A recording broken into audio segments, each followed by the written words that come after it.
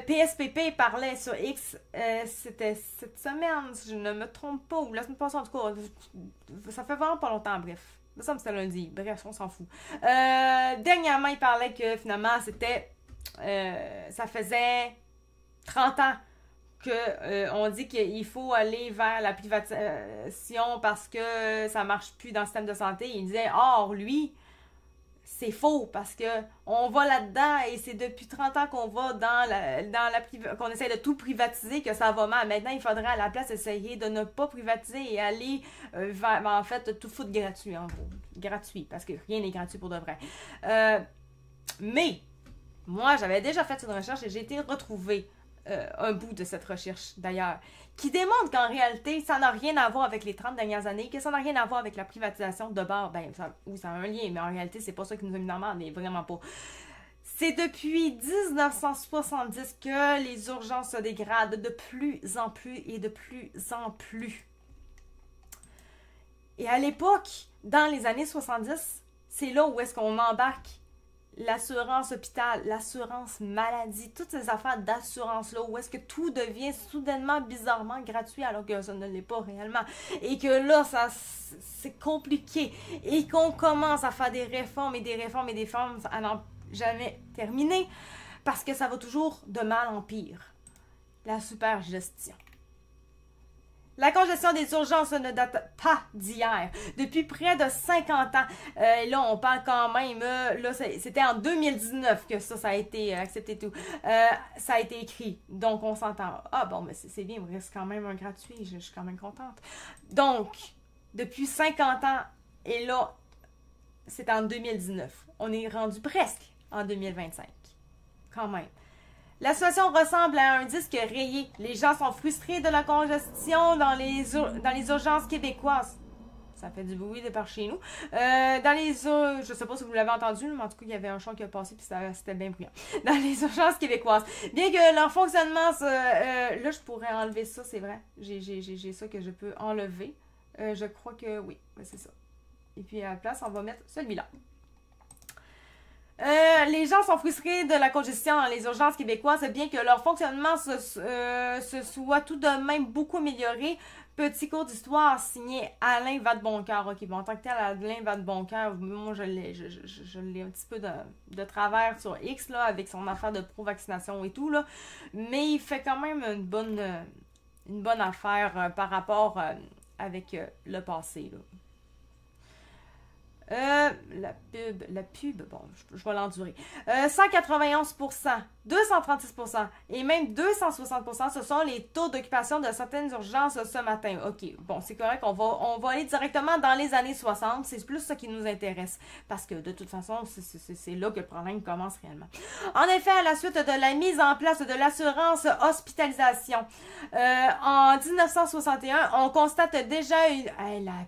mais tu gosses, excusez gang, là, mais là, écoute, flash les lumières votant, là. Donc, on constate déjà une affluence, je recommence, c'est ça. En effet, à la suite de la mise en place de l'assurance hospitalisation en 1961, on constate déjà une affluence accrue dans les urgences, ce qui n'est pas non plus surprenant. Les examens de laboratoire et l'imagerie médicale sont alors couverts par l'assurance maladie dans les hôpitaux à partir de 1960. Ben, 61, 60. Mais des frais de médecin ne le sont pas encore. Donc, c'est pas encore catastrophique encore à ce moment-là. De sorte que les patients se présentent notamment à l'urgence pour passer des tests ou sont dirigés par leur médecin de famille à cette fin.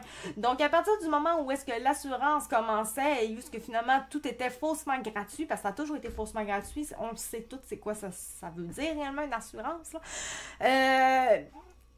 On a toujours dirigé les gens vers les urgences. Ah, oh, t'as un petit mal de doigt, va à l'urgence. Ça a toujours été comme ça, ils vont vous aider. Ça l'a juste fait déborder les urgences. Après l'avènement de l'assurance maladie en 1971, il n'y a plus de frais pour les médecins non plus. Et ça va de mal en pis dans les urgences. Pour qui aimerait regarder un document visuel éloquent de l'époque, je suggère le film fort intéressant À votre santé du cinéaste Georges Dufault. OK. qui montre les difficultés de la situation de l'urgence de l'hôpital du Sacré-Cœur au début des années 70. Donc là, en ce moment, on parle pas de privé là, qui a fait capoter les urgences et tout. On parle pas de ça. On parle que c'est depuis qu'on a mis ça gratuit. Avant qu'on commence à mettre ça faussement gratuit, c'est nous autres qui payent. Les gens n'allaient pas à l'urgence pour des trucs mineurs. Ils n'allaient pas pour rien. Ne se faisaient pas d'aller dire là pour X affaires. Ils payaient les choses. Et ça allait beaucoup mieux au niveau des urgences. C'est quand même logique parce que les gens n'allaient pas payer. Ils n'allaient pas payer pour quelque chose que finalement, ils n'ont pas grand-chose. Ils payaient parce qu'ils avaient besoin d'un service.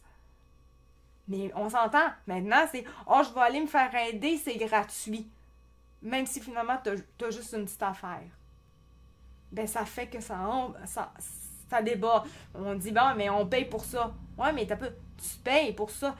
Mais c'est pas parce que tu payes nécessairement pour ça que tu peux y aller pour trouver n'importe quoi. Tu peux aussi aller voir ton pharmacien ou whatever pour t'aider. Ça te coûtera rien forcément, mais tu vas avoir de l'aide. Tu sais qu'il y a d'autres façons. Avant, je pense que quand c'était plus privé, les gens, ça faisait plus attention.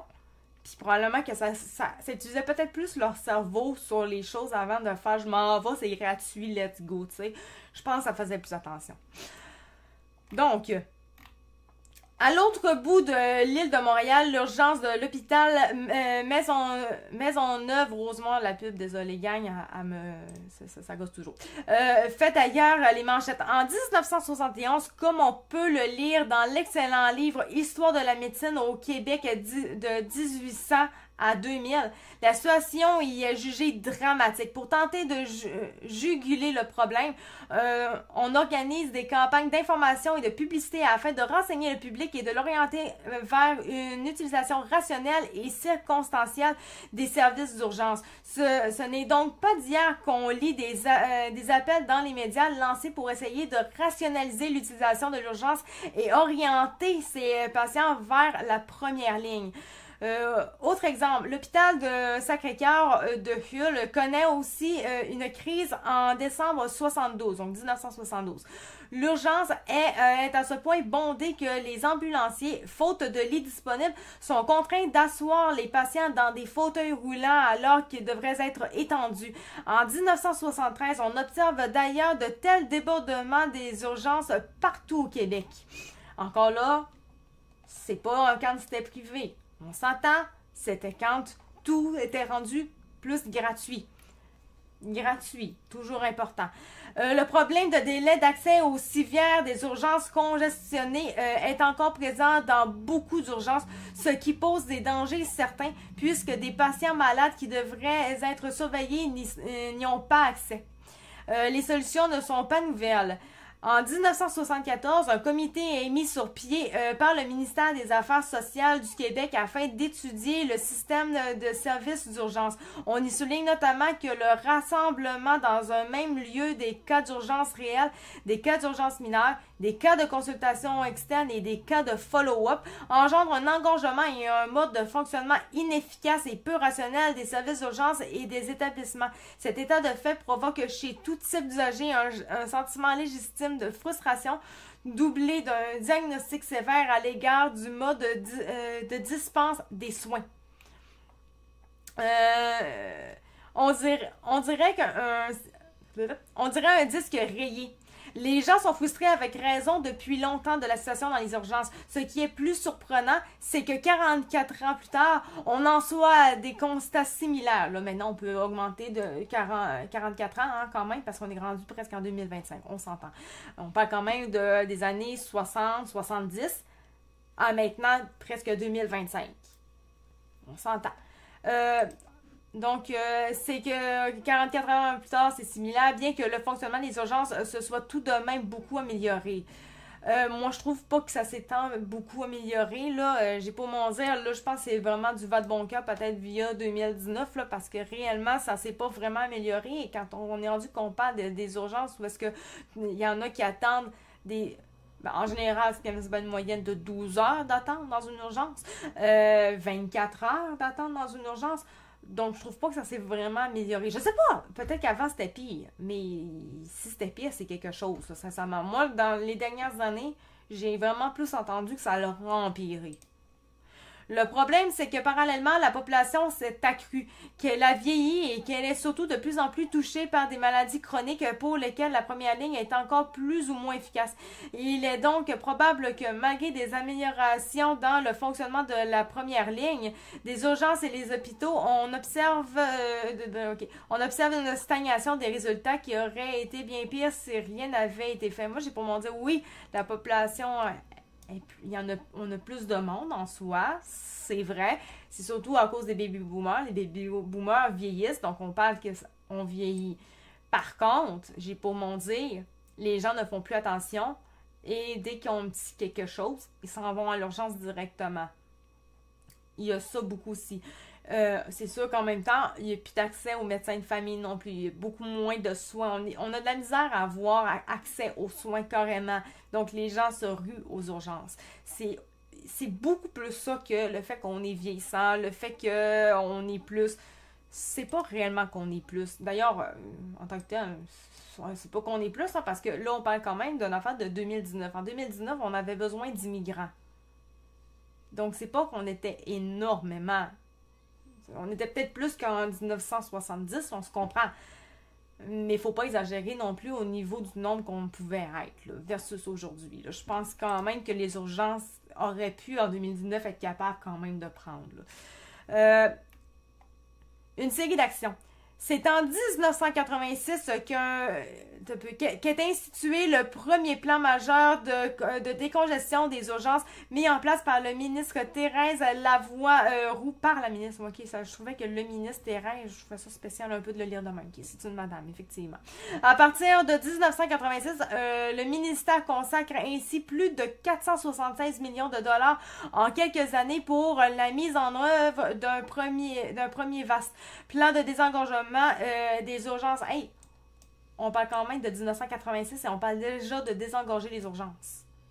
Je sais pas, là, mais ça fait des années que j'entends parler de ça maintenant. Là. Puis, on met quand même 476 millions par année depuis. À partir de 1986, le ministère consacre ainsi plus de 476 millions de dollars en quelques années. Donc, c'est pas par année, mais c'est en quelques années. Pour la mise en œuvre d'un premier plan de désengorgement. Tu sais, quand on parle, ça fait 30 ans. Je sais pas, là, mais j'ai ça 30 ans, là. Je suis crissement pas née en 1986. Crissement pas. Très bien, ok, donc je continue la phrase. Très bien reçu et sur lequel on fonde beaucoup d'espoir. Le ministre, ouais, ok, ça n'a pas trop fonctionné, hein, de ce que j'ai compris. Là. Le ministre conclut en avril 1986 que la plupart des mesures étaient implantées et ce, en conformité avec le plan initial. Juste pour vous dire, en 1970, c'était Mr. Bourassa qui était là. Juste pour dire. En 86, non, c'était peut-être pas... C'était qui exactement?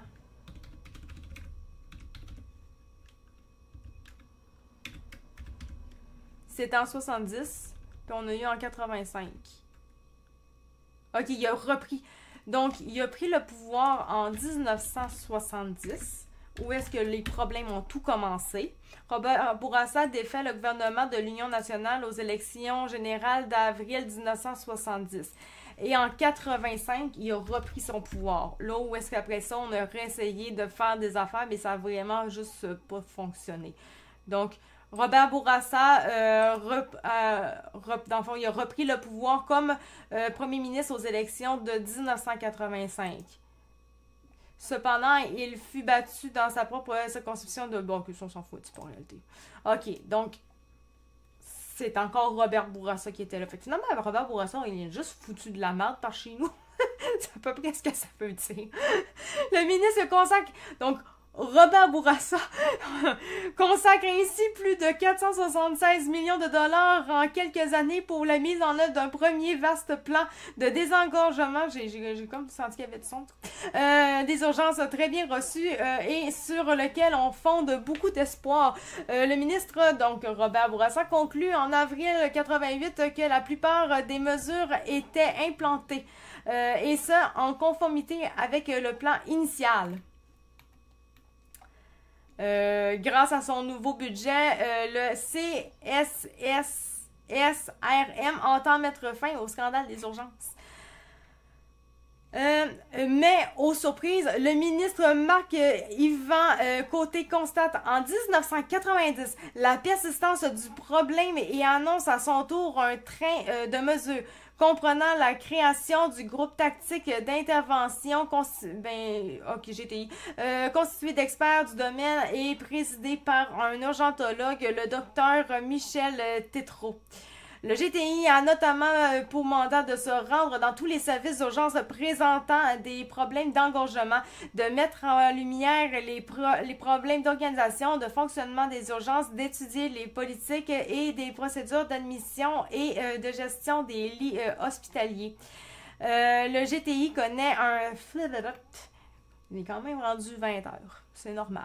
J'étais fatiguée quand même aujourd'hui.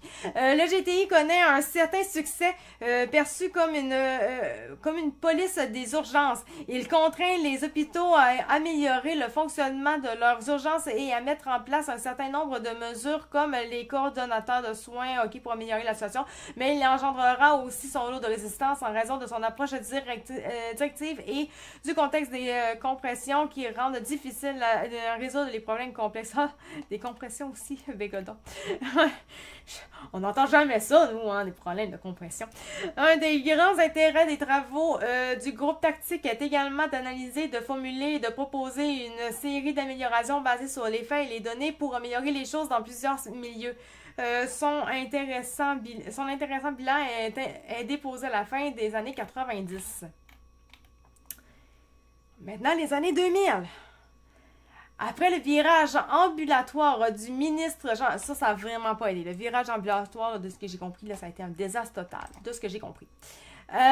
Donc, du ministre Jean Rochon, là, on n'est plus dans Robert Bourassa, en tout cas.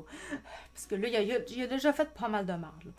Qui concerne moins les urgences, c'est au tour de la ministre Pauline Marois de mettre en place en octobre 99. Ok, je savais même pas, moi, dans ma tête. Écoute, 99, moi, je n'étais pas toute là. Hein, disons. Pauline Marois, pour moi, ça fait quelques années, mais pas si loin que ça, quand même. De mettre en place en octobre 99 le premier forum des urgences qui regroupe plus d'une trentaine d'organisations et qui vise à relancer l'action.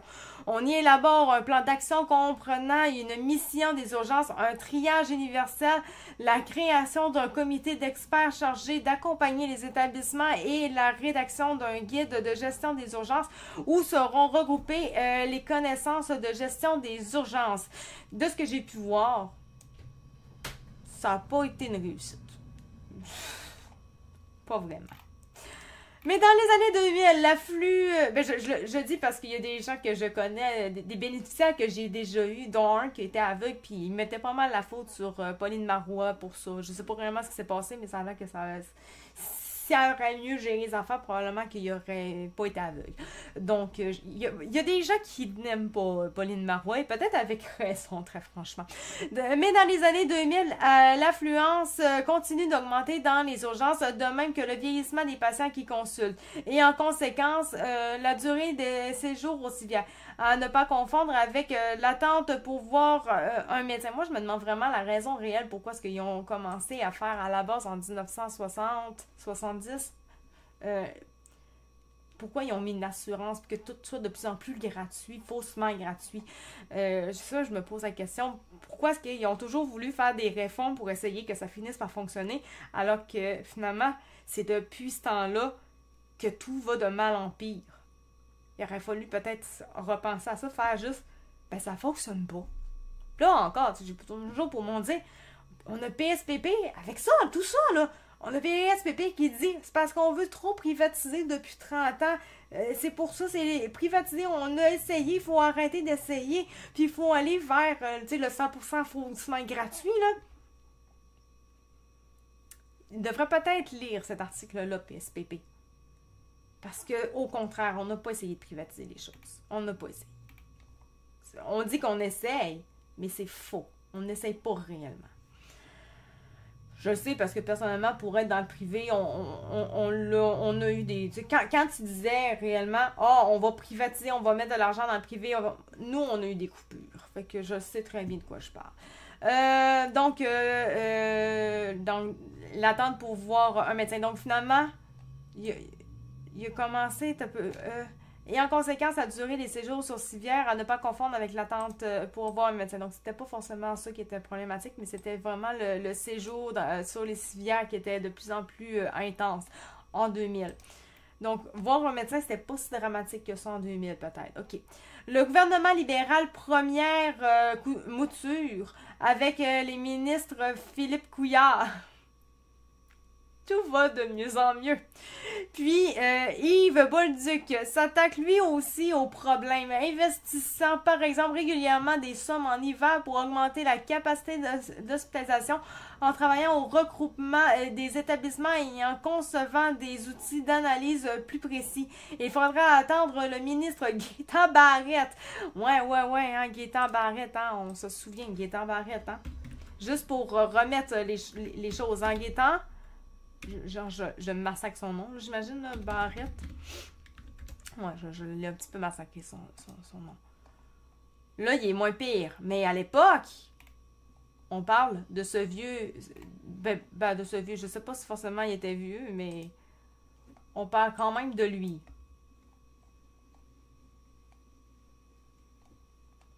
Ça respire la santé. Vous trouvez pas? Il respire la santé, Barrette. Donc, on est maintenant avec du bon monde.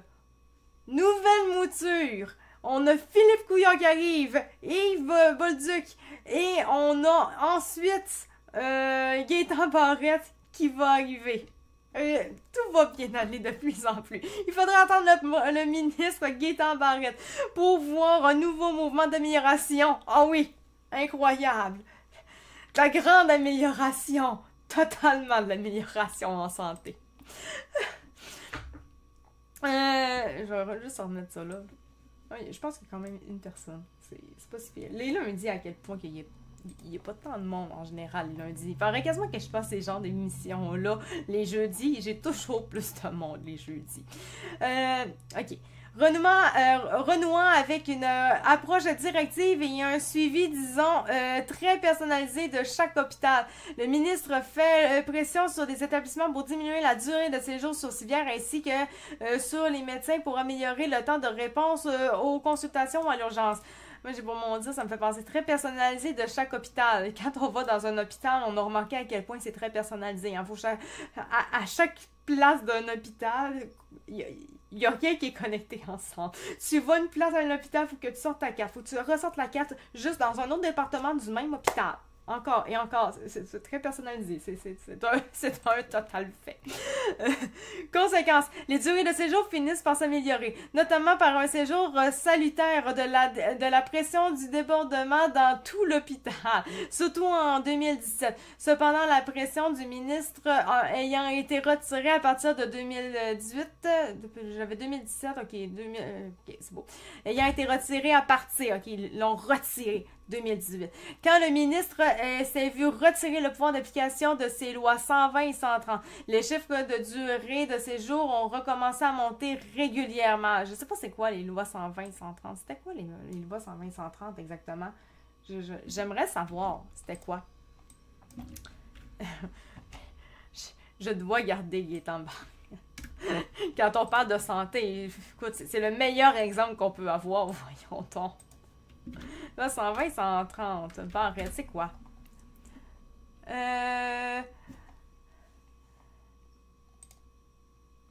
Des modifications pour favoriser et assurer l'accès aux services pour la population.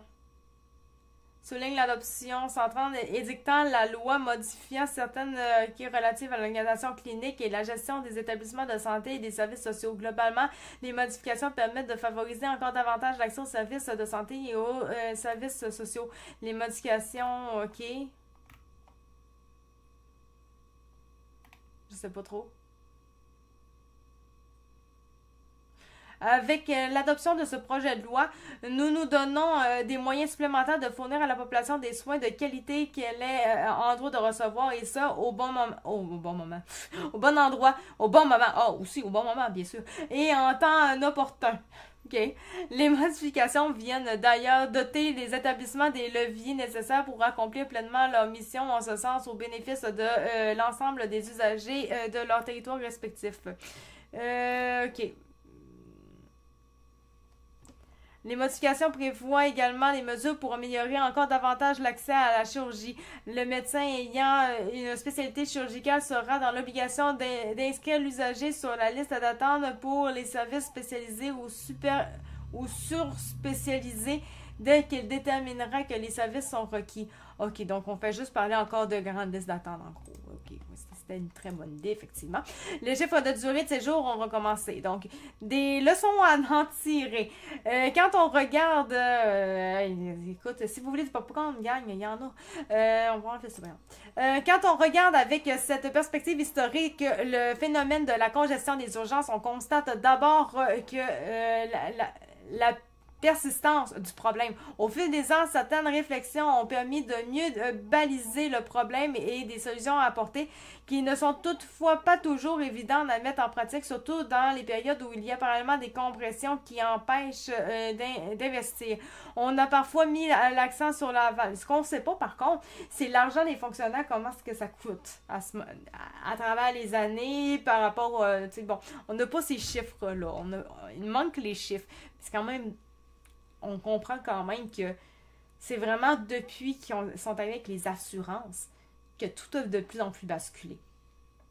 On a parfois mis l'accent sur l'aval, les capacités d'hospitalisation, les ressources externes, les soins prolongés, les soins à domicile, parfois sur l'amont, la coordination de la première ligne, l'accès aux médecins de famille, etc.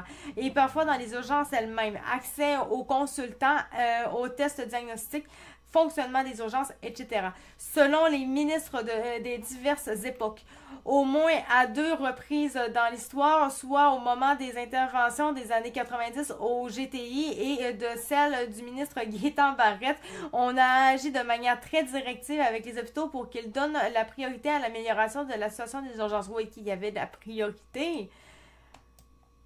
Mais la problématique, c'est quand même si tu y vas par priorité, c'est qu'il y a trop de monde. C'est que le monde vont quand même dans les urgences alors qu'ils n'en ont pas forcément besoin. Parce que c'est gratuit. Parce qu'ils disent que c'est gratuit quand c'est faussement gratuit. On s'entend. Dans ces deux cas, on a pu constater certains résultats transitoires, mais aussi des effets secondaires liés à ces méthodes de gestion. On peut parier que donner des outils aux gestionnaires, bien financer le réseau, s'inspirer des meilleurs modèles est tout aussi important que de mettre de la pression sur le système, bien qu'il semble difficile de jouer plutôt de ce côté. Mais c'est ça. Autant il y a les gens qui allaient à l'urgence tout le temps, probablement pour rien, autant que ils ont mis beaucoup d'argent.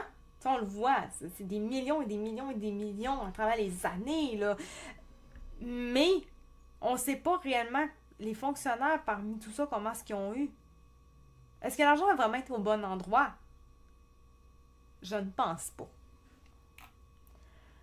Je sais pas. Je pense pas. Force est de constater que la congestion, je vais juste faire ça, congestion des urgences perdure, ce qui n'est pas surprenant, étant elle-même le résultat des problèmes de l'ensemble du système, notamment les difficultés d'accès et d'intégration de la première ligne et le manque de lits d'hospitalisation, problème que j'ai abordé dans un bilan récent. Comme régler le problème des urgences requiert d'agir sur le système en entier, il est assez probable que lorsque je prendrai ma retraite de la médecine d'urgence, le problème ne sera toujours pas résolu. Ce n'est pas depuis 1960. On sait pourquoi. Donc, c'est clair que ça ne sera pas résolu. Et je pense que tant que ça va rester gratuit avec les assurances, etc., ça va toujours être de la merde. Toujours. En attendant, la ministre Danielle McCain doit faire comme chaque année, investir maintenant pour ouvrir des lits d'hôpitaux supplémentaires et dégager certaines capacités d'accueil dans les ressources de rechange à l'hospitalisation. Encore de l'investir, mais l'investissement n'est jamais suffisant. À long terme, il reste à travailler fort pour tenter d'améliorer les choses et surtout à continuer de faire de notre mieux pour bien soigner dans un environnement où la congestion fait partie des meubles. On s'entend que il n'y a rien qui a fonctionné. Bon courage, tant aux patients qu'au personnel et aux médecins d'ailleurs. Je pense qu'on peut réellement résumer ça comme étant fort probablement de la mauvaise gestion, mais aussi le fait qu'on parle vraiment toujours de tout mettre gratuit quand c'est la base du problème. Parce que c'est depuis ce temps-là que c'est un problème. On parle de 191%, 236% et même 260%. Ce sont les taux d'occupation de certaines urgences ce matin. C'est quand même en 2019, là, on s'entend, là, mais on voit encore ça aujourd'hui. Le pourcentage représentant le nombre de patients couchés sur le nombre de civières permises. Bref, ça déborde. Bien que certaines urgences soient parfois trop petites, de patients en attente d'un lit parce qu'il manque de place dans l'hôpital pour recevoir des patients très malades. Mais ce n'est pas nouveau, me direz-vous, comme souvent, de toute façon, on vient de le voir que c'est pas nouveau, c'est depuis 1960. Comme souvent, le mois de décembre a été rudement vécu dans les urgences alors que plusieurs sont très congestionnés en raison de la montée de la grippe et l'année commence en Lyon. Mais tu sais, ça, montée de la grippe, si on en revient en 1950, il n'y avait pas ces problèmes-là, puis le monde avait quand même la grippe. Mais le monde n'allait pas dans les urgences parce que pour une grippe, il disait « Je vais rester chez nous, je paierai pas. Je paierai pas pour avoir accès à des soins, là. Je vais être correct tout ça chez nous, là. Je vais juste me reposer, prendre des Tylenol, puis ça va être fini, là. Bon, en tout cas, le Tylenol, j'imagine, en 1950, en tout cas, il y avait leur façon de faire. Je ne savais pas en 1950, là, moi, là. Mais il y avait leur façon de faire pour être correct. À la place, on sait tout ce qu'ils ont fait. En 1970-80, let's go, on s'en va à l'hôpital. En fait, ce qui est le plus surprenant, c'est que chaque fois, tous les débuts de janvier, on paraît surpris. Pourtant, ce n'est pas d'hier que les urgences québécoises sont encombrées. On devrait plutôt être surpris de la persistance du problème qui est depuis 1960. Et voilà.